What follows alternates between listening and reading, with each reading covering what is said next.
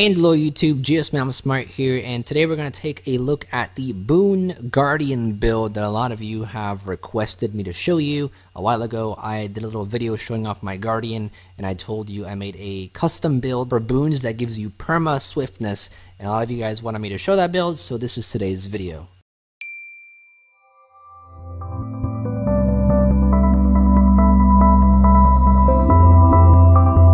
What's up everybody, GSmaniamsmart here today with another brand new video for Gaming with JS, and welcome back to another video. Glad to have you. If you happen to be new to the channel or to any of my videos, I want to welcome you as well, and I encourage you to subscribe to the channel because we have plenty of other Guild Wars 2 videos, Guild Wars 2 guides, Guild Wars 2 content on the channel coming very soon, and plenty of it on the channel already. So I encourage you to subscribe if you're interested in that, and hit that post notification bell button as well underneath the video so you can stay up to date with all the latest videos as well. So here's our Guardian. As you can see, we're using sword and shield for one set of weapons, and we are using focus and mace for another set of weapons. We'll just in general go over what the pros and cons of this build. I'll also give you a little peek at the GW2 skills page that I used to create this build, so you can really see all the boons that we're having, the max stats that we're having once we have our food and utilities on. Take note that I will be leaving a link to the entire build on GW2 skills in the description below, so you guys can take a look at it and copy it if you'd like to do so. But the pros of this main build: you want to be playing this build when you want to play a support slash tank. You can still do somewhat a fairly good amount of damage. You can't do anything crazy. On average, you'll hit about 2,000, 3,000. That'll be your average hit. So you can still do some damage, but it's nothing crazy. You do have a fairly good amount of vitality and health. In fact, when we use our food and utility, that'll get boosted up a little bit. And the toughness is fairly good too. So let's take a look at our gear first, and I'm sure that's what everyone wants to know. We are using a full set of Commander's gear. This is all Commander's gear weapon, Commander's gear armor, and Commander's gear trinkets, back piece, everything basically Commander's gear. And why? Mainly because if you want to build a Boon Guardian, if you want to build someone that has lots of Boon benefits, you want to build Concentration. Now, Concentration is part of the Commander set. As you can see, Concentration is the fourth stat here. Since you are building tanky, you want to have some toughness. Why not Vitality? Because in PVE, you're mostly getting hit and not too much condition damage is put on you. Vitality is good for condition damage. Toughness is good for just physical damage and magical damage, anything that's not condition damage. So toughness is really good. And then we have power and precision. As you can see, power and precision are the primary stats here. They aren't as huge as if you would get Berserker gear. However, the max stats you would get from Berserker gear, just the gear alone, is around 2,400. As you can see, our power here is at 2,100, so it's still a fairly good amount of damage. Our toughness is pretty even as well. We have 2,000 toughness, so fairly even here. And a good amount of vitality as well. And so this is basically the gear here, full Commanders. The reason why we're picking sword and shield mainly because our traits work with shield. Sword mainly because, well, because I like sword. I thought it was a really cool fit with shield, but mainly also because it does a fairly good amount of damage. And then for our mace, reason why I picked mace, it has some other boons it gives and supportive things such as some regen, protection, and Aegis again. And Aegis and blocking things is also supported with our traits. So the shield and the mace are good. And then we have the focus just for some extra protection. Some extra blocks on our 5. You'll notice that blocks are important in our build as well. So I'm just trying to make as much out of our traits here as possible. So I'm going to go ahead and go over to GW2 skills real quick, the website where I made this build on, just to show you the capabilities of our build here.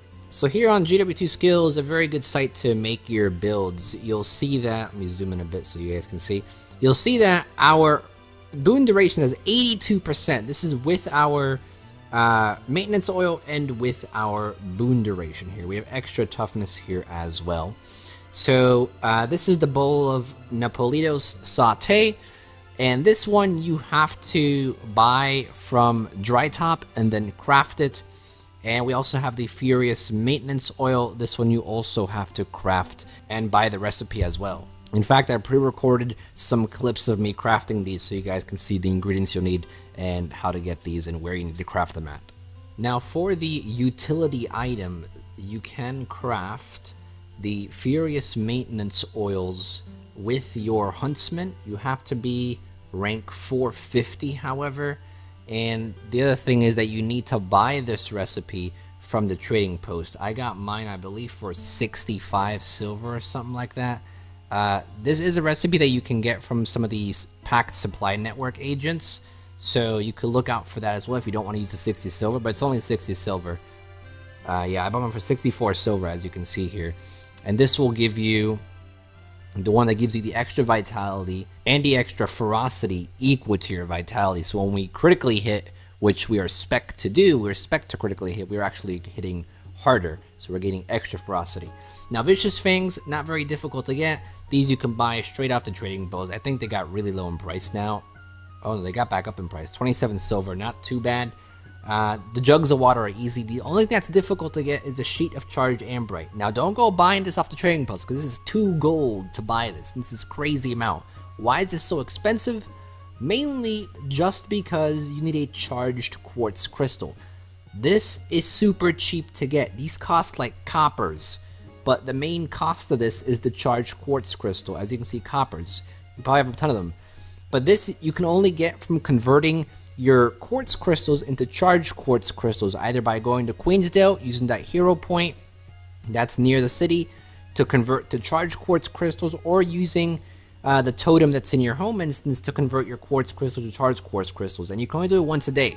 So make sure you have some of these just every day. You know, quartz crystals is very easy to get. I think they're really cheap in the trading post too. Just every day, convert your quartz crystals when you farm your home instance. Make it a part of your to-do list, and you'll have plenty. As you can see, I have 21 of these, so I have plenty to craft. I'm gonna go and craft mine real quick. All right, and then for the saute here, you need to be 400 chef, and this recipe is once again also you need to buy. You can't buy it from trading post, so you'll have to go to Dry Top, and you need at least 180 geodes. Most people get to tier 3 in Dry Top. It's very easy to get. It's 180 geodes. You buy it from the vendor. If you happen to get tier 4, I think it's like 150 geodes. If you get to tier 5 and tier 6, it's even less. So it depends on what tier you're in, but this is fairly cheap. I'll at least have 180. You can buy this. Then the only ingredient that's really expensive is the heads of garlic. These sell for about, I think, 10 silver. Yeah, 9 silver each. This is the only really expensive one. And to buy 10 of these, it costs 90 silver. So I would definitely recommend gathering every day. Just go out there and gather. A lot of different things give you heads of garlic. So gather these and you'll be fine. Otherwise, you'll have to invest in the trading post. Onions are like 2 silvers only. These are super cheap, like 16 copper only. And the tomatoes you can buy from your cook trainer there. So I'm going to go ahead and craft 2 of those as well. So that covers our food and our utilities. Now, is this very important? Yes, it's really important because it boosts your boon duration by a lot. Is the Furious Maintenance Oil important? It kind of is. It isn't that important. I mean, if you don't want to use this utility, you can definitely pick something else. But I feel like it gives you an extra 1,000 health. And based off of our vitality, since we're building some vitality already, we're converting that into ferocity. And because of our build is benefiting off of precision, and since we're building precision, which you'll see in our sigils here, we're actually boosting our ferocity. So the more that we critically hit, the higher damage you do on a critical hit. Since our power is already not that amazing, boosting ferocity would be good because we'll critically hit a lot with high precision. As you can, we have fairly good amount of precision, 66%. We have 66% critical chance. So 2 out of 3 hits, we get a critical hit, and we'll hit fairly hard with critical damage. So that's why I felt like this was a good pick. Like I say, you don't need to pick this. Here's our commander's gear. For our runes, we have Rune of Durability. This gives you plus 15% boon duration. This is also a rune that you have to buy. You have to buy these from the... you have to buy this from Auric Basin. You just need the Tarir currency. I think it's lump of mithrilium. You should have a ton of those. I mean, that's pretty much the core currency in Auric Basin, and if you happen to have the node in your home instance, you have a ton of this stuff. So you can easily buy these runes from Tarir with that currency if you have a lot of it. If not, just, you know, farm Auric Basin a bit and you'll get these runes. Now these runes are great mainly because they give us boon duration. We want a bunch of boon duration, so you'll see that this build focuses on boon duration. We have boon duration food, boon duration gear, and boon duration runes, obviously. So that's pretty self-explanatory here. I already explained my weapon choices for the sigils now. Once again, boon duration sigils, and the sad part about these is these are super expensive, really expensive. The superior sigil of concentration, I think I bought mine for like 30 gold or 40 gold. The reason why they're so expensive is because only scribes can craft them. So if you happen to be a scribe, then great, you can craft these. But if you're not a scribe, then you're going to have to invest some money. And it's going to cost you a good 60 to 80 gold to get both of these sigils. Is it worth it? It is. It's 33% extra boon duration. Without these sigils, would be down to around 50% only. So these sigils are really crucial in having, because they'll make all of your boons last a third longer just by having these sigils. And then, like I said, we're using sigils of accuracy for both of our weapons, mainly because we want to increase our critical chance. And you'll see when we go over the specialization traits, you'll see why we're building critical chance.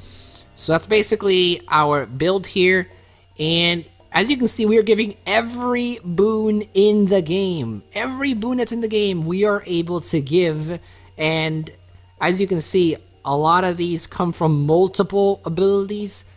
I think quickness, and I think it's one other one, quickness and stability are the only, quickness, stability, and resistance are the only boons that are given off by single skills or single sources, but a lot of the other ones are given off by multiple sources.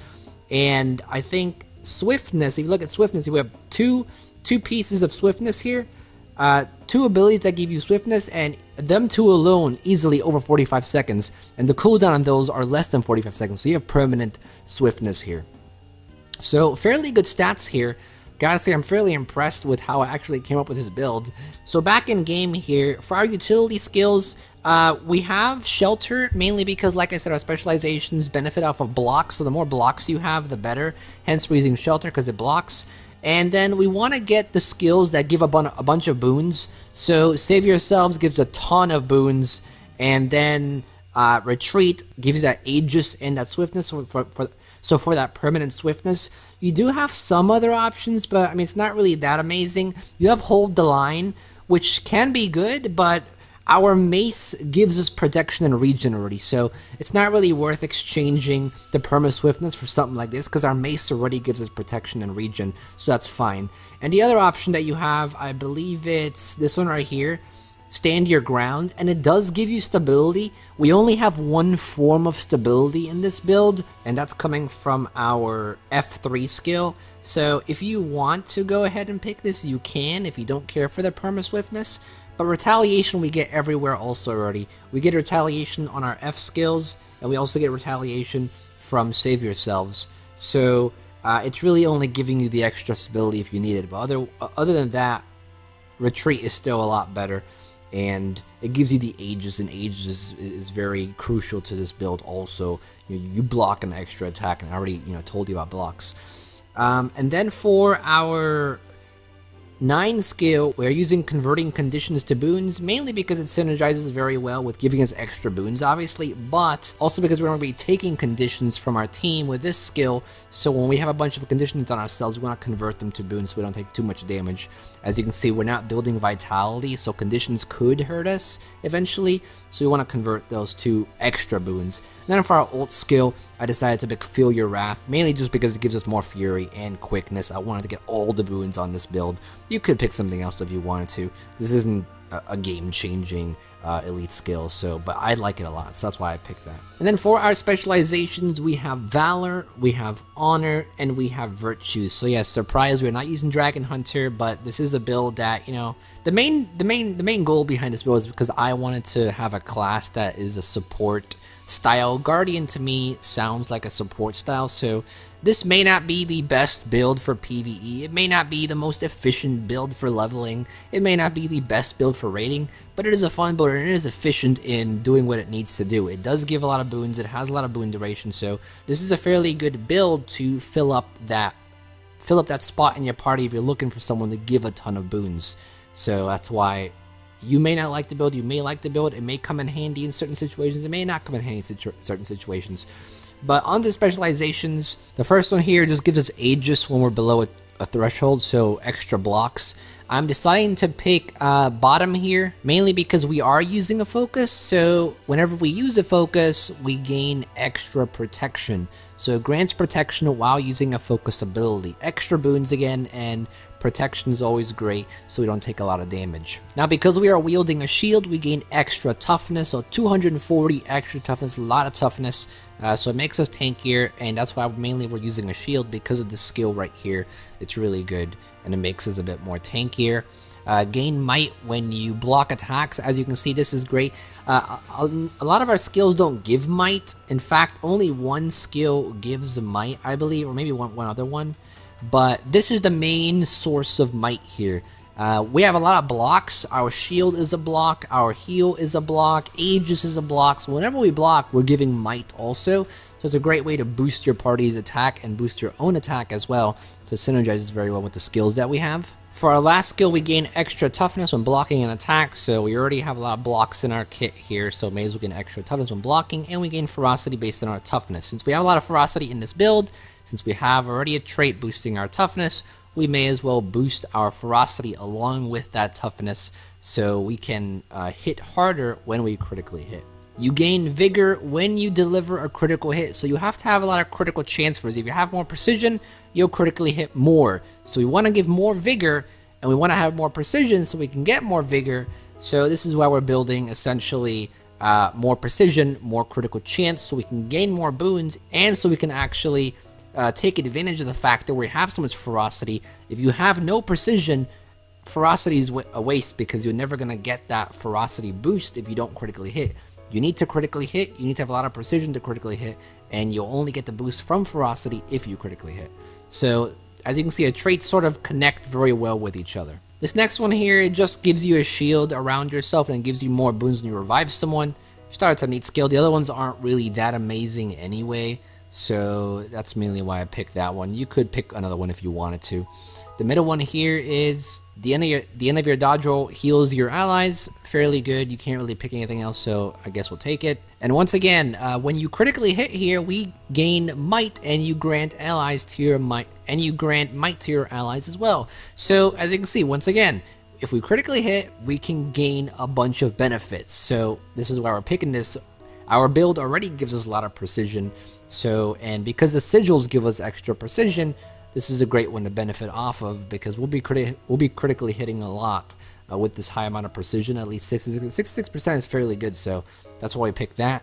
The other ones aren't really that amazing either. I mean, healing when you have Aegis, that's fairly good, but healing isn't that huge of a deal in the game. And this would have been a good one to have. Boon duration is increased when you're wielding a staff, so if you wanted to go staff, you could, but I feel like a lot of the boosts that we get here and here that are already, boosts we're getting from a shield and from a focus, I think they're good enough. But a staff can be very well too, because a staff you can give might, you can give extra swiftness, so staff would be a very viable option as well.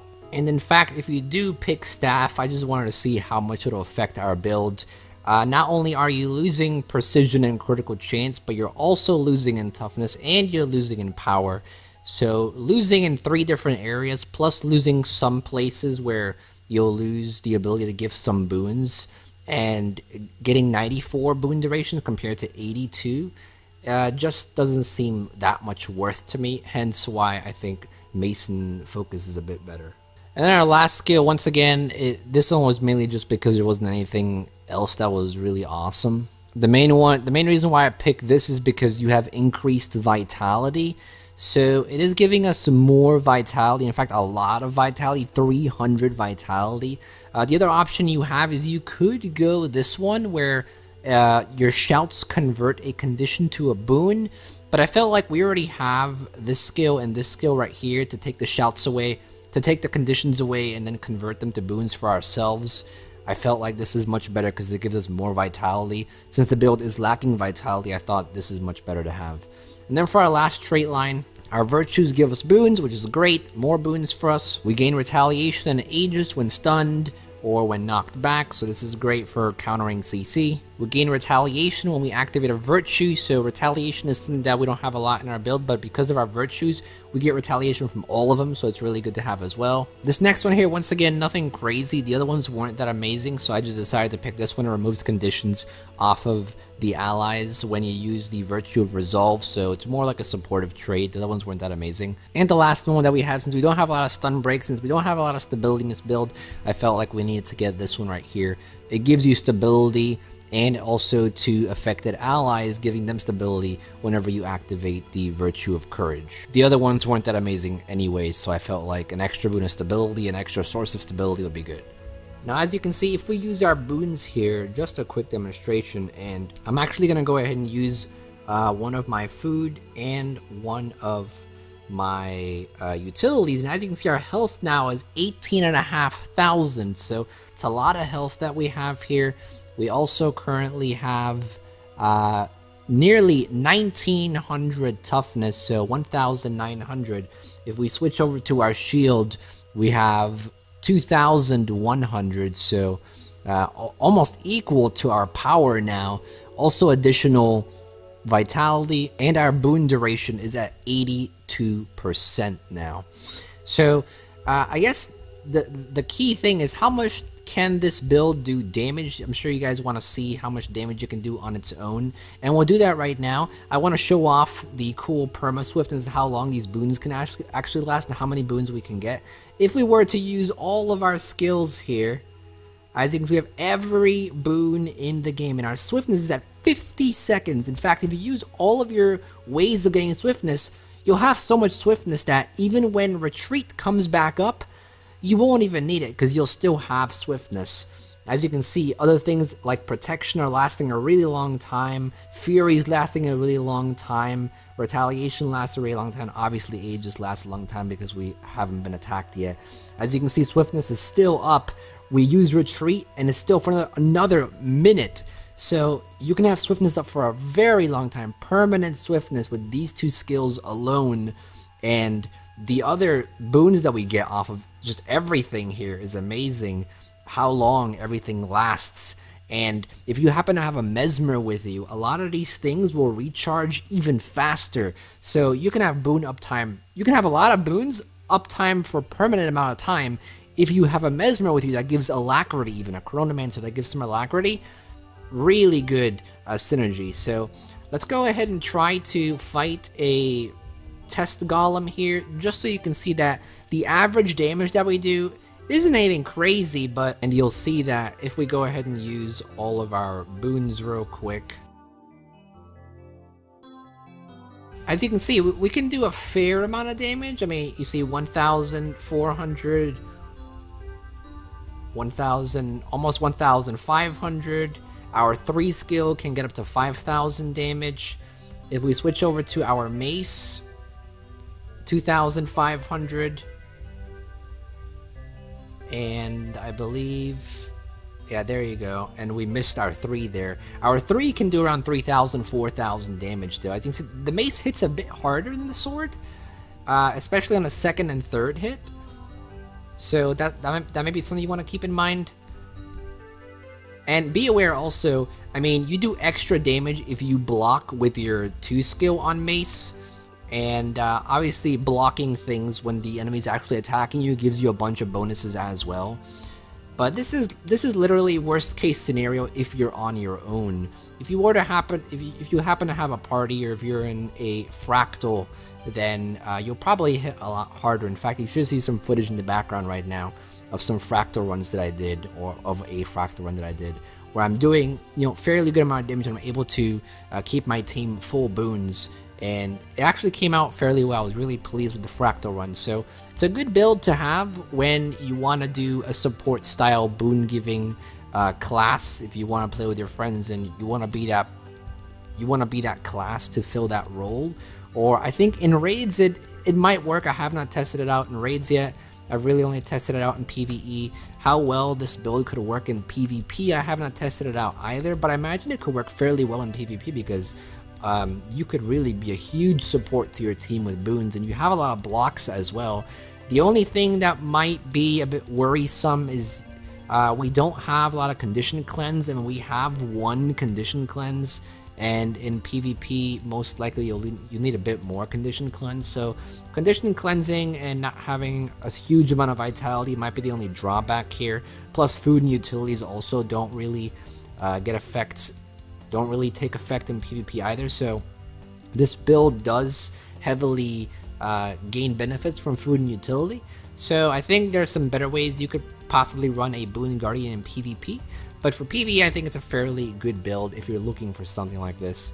But like I said earlier on, this is not a build that is, you know, max damage, best case scenario for a Guardian. I think it's more like a fun build if you want to do something unique, if you want to really see how the Guardian can be a great boon giver and can be a great tank. I've taken a lot of damage with this character, and I've been able to stay alive for a long time. In certain enemies that I would get killed in 1-2 hits on my Ellie, I can take 10-15 hits on this Guardian and still be alive. It's really cool to see how much toughness and how much tankiness this build has. So that's pretty much the video. I just wanted to share with you my build. I know a lot of you wanted to know about the Boon Guardian build that I showed off a while ago. I teased, and I saw some of you wanting to see the build, want me to make a build video. So this is sort of the response to that. I made the video for you guys. Hopefully you enjoyed. If you have any suggestions, if you have any questions, if you have ways to make this build better, I'm not the best build maker, but if you happen to know a way to make this build better, definitely leave your suggestions and share your thoughts in the comments section. I might even, you know, apply your changes and your suggestions to this build to make it better. If you don't like the build, let me know. If you like the build, let me know. Just leave a comment down below, and if you like the video, go ahead and leave a like as well. And if you're interested in more Guild Wars 2 content, more Guild Wars 2 build videos, Guild Wars 2 guides, gold guides, lore summaries, patch summaries, we have plenty of Guild Wars 2 content on the channel, so if you're interested in that, go ahead and subscribe to the channel. We'd love to have you on board, and plenty more Guild Wars 2 content to come as well. I think soon I am trying to get the April giveaway set up. I'm planning to do an April giveaway. However, I'm also planning to change some things around on Patreon. Some good changes. It's going to give you a lot more things that you can get, a lot more perks. So I've been trying to create a little model for that I've been trying to implement. I need to hear back from ArenaNet on something that I want to clarify. So when I get the changes for Patreon up, I will post the next giveaway, our April giveaway, so just stay tight for that. I have a few other videos coming very soon as well. The importance of utility, the importance of food, how different exotic gear and ascended gear is it really worth to get ascended gear? So those video topics are coming up very soon. We also have episode 5 coming very soon for Living World Season 3 as well. Super Adventure Box is almost over, so plenty of things to come to the channel, plenty of things to come relating to Guild Wars 2 soon. So stay tuned for that. Just thought I'd give you a little update of what's coming next. If you're interested in the most recent video that I did, go ahead and click the annotation right here. And if you're interested in another similar video that you may find interesting, you can click the annotation here. If you want to subscribe to any of my other YouTube channels, such as the tutorials channel, vlogging channel, you can click the annotation here. And if you want to donate $1 to my Patreon page and get some of the perks that are currently there, you can click the annotation here. And that's pretty much it. Thank you for watching. As always, this is GSmaniamsmart, and I'll be back sooner than you think. Don't go anywhere.